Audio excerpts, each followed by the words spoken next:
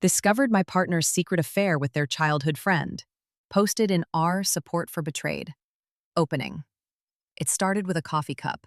I was rinsing out the mugs in the sink, humming to a 90s pop song while sunlight streamed through the kitchen window. Ryan's favorite mug. The chipped blue one he's had since college, sat half full, abandoned on the counter. I remember thinking how strange it was for him to leave it. He always took his coffee to work, even if it meant juggling his keys and thermos. Then I noticed the lipstick. Not mine.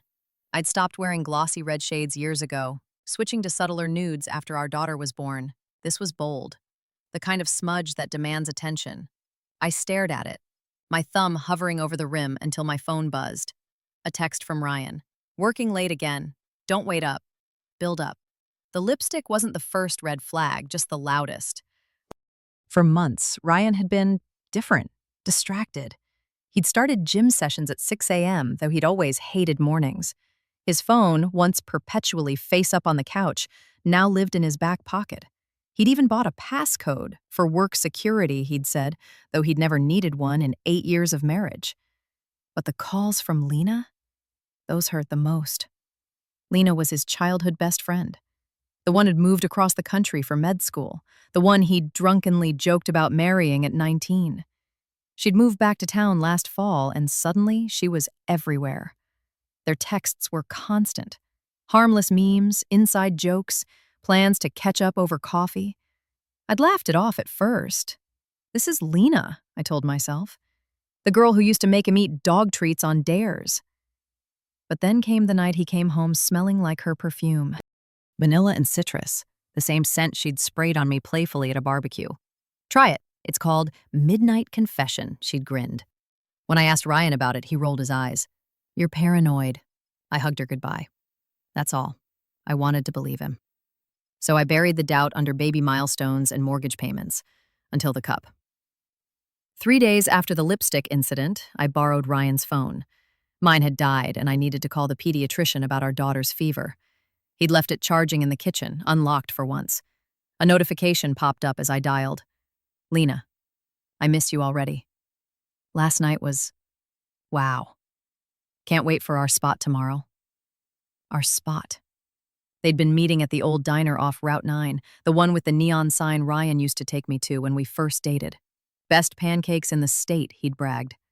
Now it was their place. I scrolled higher. Months of messages. Flirtation disguised as nostalgia.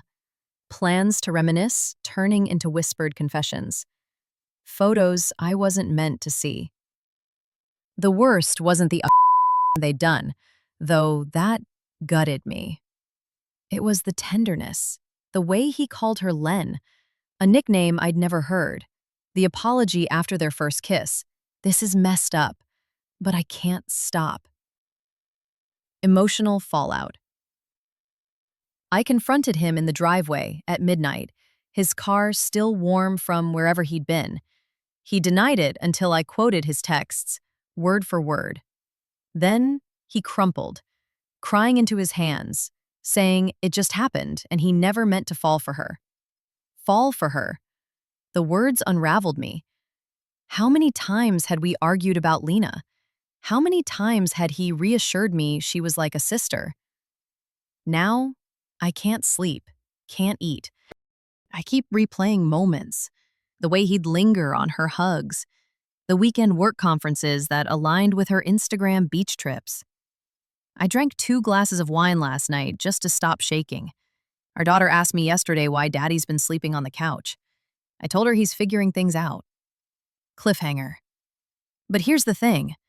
Lena texted me today. Can we talk? It's about Ryan. I don't know what's worse, the affair or the fact that part of me still wants to fight for him. Or maybe I'm just terrified of being alone. What do I even say to her? TLDR. Found out my husband's been cheating on me with his childhood best friend. Now she wants to talk, and I don't know if I should storm out or cling to hope.